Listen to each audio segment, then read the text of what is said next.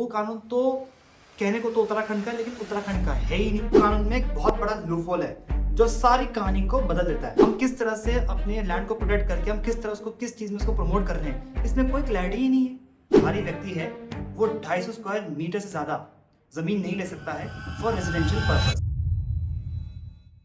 उत्तराखंड में पिछले कुछ सालों से लोग एक सख्त भू कानून की मांग कर रहे थे ताकि उनकी आइडेंटिटी, उनका कल्चर और उनके नेचुरल रिसोर्सेज सुरक्षित रहे।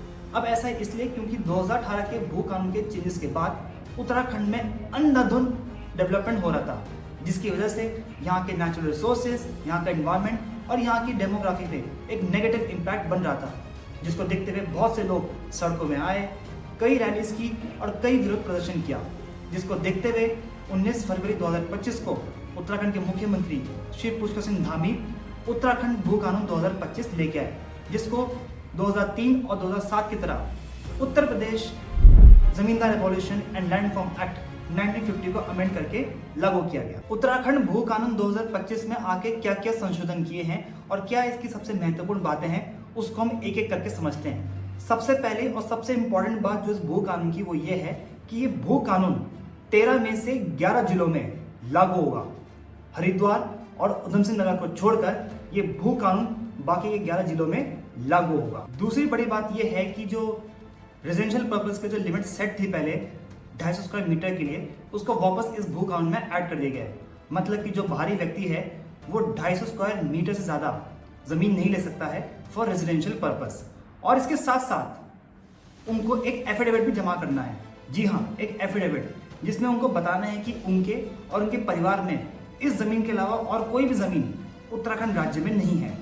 और अगर ये एफिडेविट गलत साबित होता है या आप रेजिडेंशियल को कमर्शियल में कन्वर्ट करने की कोशिश करते हैं तो सेक्शन 167 के तहत आपकी जमीन को सरकार वापस ले लेगी। तीसरा पॉइंट, इन 11 जिलों में बाहरी लोग एग्रीकल्चर के लिए और हॉर्टिकल्चर के लिए जमीन नहीं खरीद सकते हैं। लेकिन अगर मैं हरिद्वार और उधम सिंह नगर की बात करूं तो यहाँ पे वापस 12.5 एकड़ की सीलिंग को ऐड कर दिया गया है, यानी कि आप 12.5 एकड़ तक एग्रीकल्चर लैंड ले सकते हैं। और अगर आपको ये लिमिट बढ़ानी है तो आपको सरकार को कुछ जानकारी साझा करनी पड़ेगी। जानकारी कुछ इस तरह से कि आपको इन्हें बताना पड़ेगा कि आप इसमें कितना इन्वेस्ट कर रहे हैं और आप जिस पर्पस के लिए लिमिट को बढ़ा रहे हैं उससे आप स्थानीय लोगों के लिए कितना रोजगार पैदा करेंगे। और अगर आपको लिमिट बढ़ानी है और आपको जानकारी देनी है तो आप डिस्ट्रिक्ट मजिस्ट्रेट के पास नहीं बल्कि आप सीधा डायरेक्ट स्टेट गवर्नमेंट को ही जानकारी देंगे। इसमें यह भी प्रावधान है कि पहाड़ी किसान अपनी कृषि भूमि को 30 साल के लिए किसी बाहर वाले को लीज पे दे सकता है। अब सवाल यह आता है कि भू कानून के अनुसार बाहरी व्यक्ति है कौन। तो देखिए, इसकी 2 परिभाषा है जो हमको समझनी जरूरी है।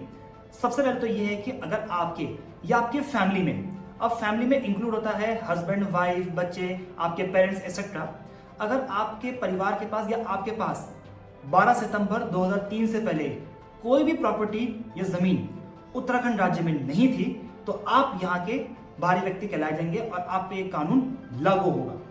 इसके साथ साथ अगर हम दूसरी परिभाषा की बात करें तो उत्तर प्रदेश जमींदार एबॉलिशन एक्ट में एक सेक्शन होता है 129 जो डिफाइन करता है कि कितने टाइप्स के भूमिदार होते हैं। भूमिदार मतलब जमीन के मालिक। और अगर आप इन 4 भूमिदारों में जो भी आपके स्क्रीन में है, अगर आप इनमें से किसी भी कैटेगरी में नहीं आते हैं तो आप बाहरी व्यक्ति कहलाए जाएंगे और आप पे ये कानून लागू होगा। 12 सितंबर 2003 ये डेट इसलिए चुनी गई क्योंकि इसी दिन ये भू कानून ऑर्डिनेंस के थ्रू पास किया गया था। लेकिन इस भू कानून में एक बहुत बड़ा लूपहोल है जो सारी कहानी को बदल देता है, और वो ये है कि हमारा भू कानून उत्तर प्रदेश जमींदारी abolition and land reform act 1950 को अमेंड करके बनाया गया है। और ये कानून लागू किया गया था जमींदारी सिस्टम को खत्म करने के लिए, वो भी 1950 में। और 1950s के अराउंड मोस्टली जो जमींदार सिस्टम था वो था ग्रामीण क्षेत्रों में। इसीलिए जो एक कानून था ये म्यूनिसिपैलिटीज एरिया में लागू नहीं होता है। तो मतलब कि ये है कि हमारे उत्तराखंड का भू कानून नगर निगम, नगर पंचायत, नगर पालिका और इसके साथ साथ छावनी परिषद में ये कानून लागू नहीं होगा। भू कानून 2025 को अगर मैं पुराने भू कानून से कंपेयर करूं, स्पेशली 2018 के त्रिवेंद्र सिंह रावत के भू कानून से, तो ये भू कानून देखने में और पढ़ने में काफी बेटर लग रहा है, क्योंकि उस भू कानून में तो कोई लिमिट और कोई सीलिंग नहीं थी और मेरे विचार में उसको भू कानून कहना भी बेकार ही है।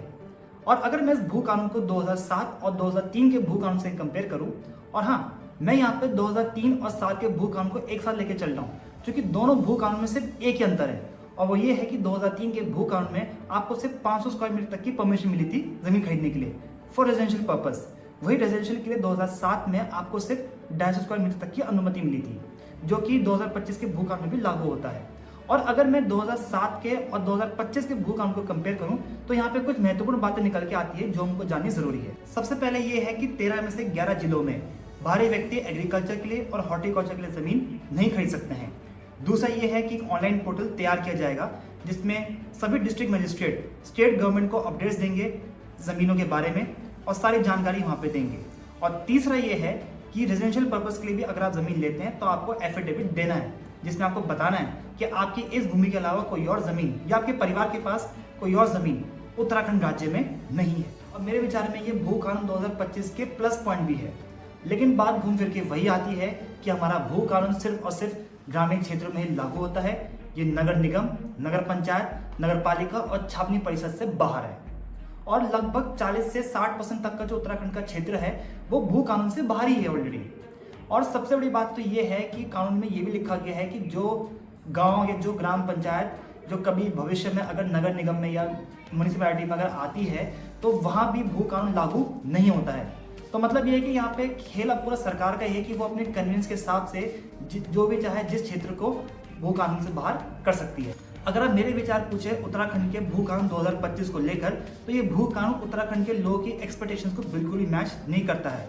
और चाहे 2003 का भू कानून हो, 2007 का हो, 2025 का हो, हम एक चीज करता है वो ये है कि हम उत्तर प्रदेश जमींदार एबॉलिशन एक्ट में अमेंडमेंट किए जा रहे हैं।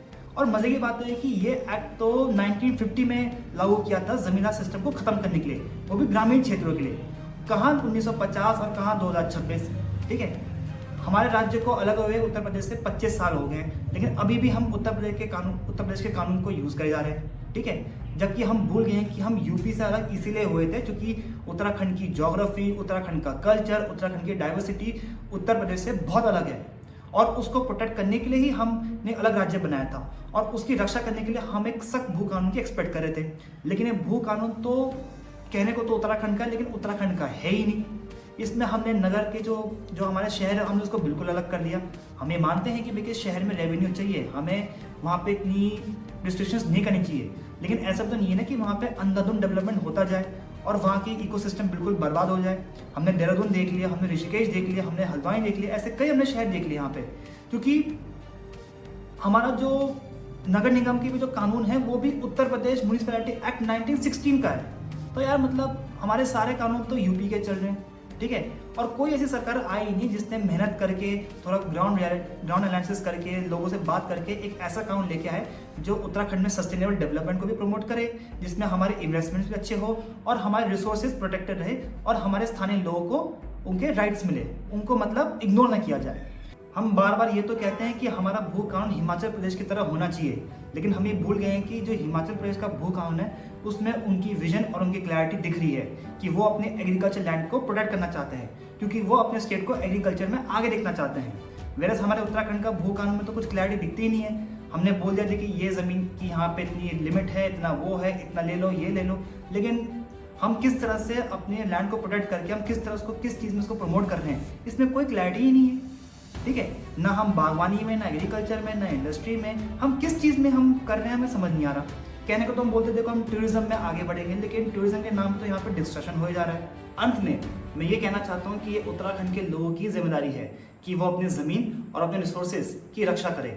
हमारे पास एक विकल्प है और विकल्प ये है कि हम चंद पैसों के लिए अपनी ज़मीन किसी भी बाहर वाले को नहीं बेच सकते हैं और हम कोशिश कर सकते हैं कि हम अपनी पुश्तैनी ज़मीन किसी अपने मूल निवासी को या अपने किसी पहाड़ी भाई को बेचें, क्योंकि एट दी एंड हमारे पुश्तैनी ज़मीन हमारे पितरों का आशीर्वाद है, हमारी विरासत है और उसको हम किसी भी गुंडे, किसी भूमाफिया के हाथों हम नहीं दे सकते हैं। और मार्केट में ऐसे बहुत भूमाफिया, ऐसे बहुत सारे डीलर्स, फ्रॉड घूम रहे हैं जो एग्रीकल्चर लैंड लेते हैं और उसको रेजिडेंशियल में कन्वर्ट करने की कोशिश करते हैं और आपको बेचते हैं। तो आपको ऐसे स्कैमर्स और फ्रॉड से दूर रहना है। इस तरह से हम अपने प्रदेश को इन भूमाफियों से बचा सकते हैं। तो ये था उत्तराखंड भू कानून 2025 के बारे में। आई होप आपको ये जानकारी बहुत अच्छी लगी होगी। वीडियो को लाइक और शेयर जरूर करिएगा एंड प्लीज चैनल को सब्सक्राइब भी जरूर कर लीजिएगा। आपका एक एक सब्सक्रिप्शन मुझे बहुत मोटिवेशन देता है इस तरह की वीडियोस बनाने के लिए, तो चैनल को सब्सक्राइब जरूर कर लीजिएगा। मिलते हैं आपसे अगले वीडियो में, तब तक अपना ध्यान रखिएगा। जय बद्री विशाल, जय हिंद, जय भारत, जय उत्तराखंड। बहुत बहुत धन्यवाद।